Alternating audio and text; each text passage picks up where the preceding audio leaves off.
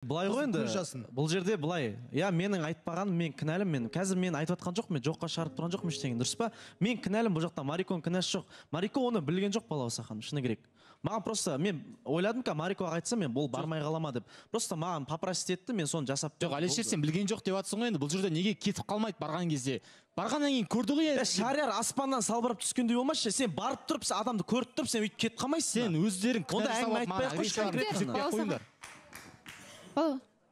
Балауса ханым, мен айтып кетейінші. Осы жерде Арунаға айтқым келеді да, кішкене құрбы таңдаудан осы жерде қателескен сияқты. Енді артынан пышақ сұғып атқан сияқты көрініп жатыр ғой, жоқтығын пайдаланып ше. Тура алдыңғы ситуация болып жатыр да, Фортунамен ұрысып, қырылысып деген сияқты. Енді Арунаға айтқым келеді, өзіңнің құрбыңа қандай іс-шара қолданғанын қалайсың? Қандай жаза?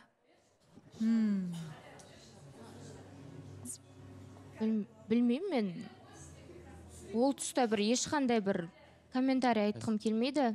Қазірше шынымен бір болады ғой, бір ыңғайсыз ситуацияға қалып отырмын, Балауса ханым. Балауса ханым, бұл жерге Алишерге шара қолдану керек сияқты. Шариар, онда саған да шара қолдану керек. Өйткені сен де жобаның шартын бұзын. Қашан? Ақмарал және Аида еді да.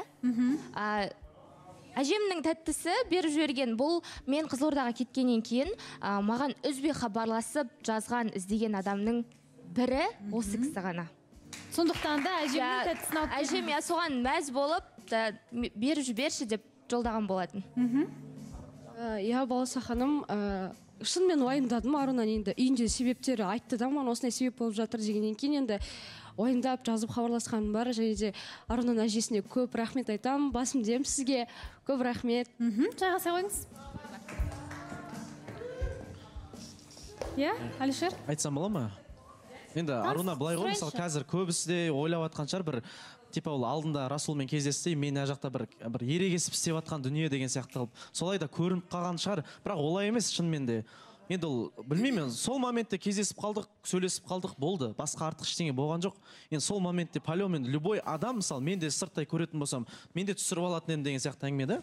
Енді біз бөлек-бөлек кетіп баратқаннан кейін солай болып қалды, бірақ ол тағы да соңғы рет айтам, ол менің әшейін танысым, көріп қалдым, сөйлесіп қалдық, болды. Жаңа Аруна айтты ғой, бұл мәселені біз өзара шешіп көрейік деп, таныстық жалғаса ма? Сөйлесеміз. Қазір ашуға бір бой алдырғым келіп тұрған жоқ.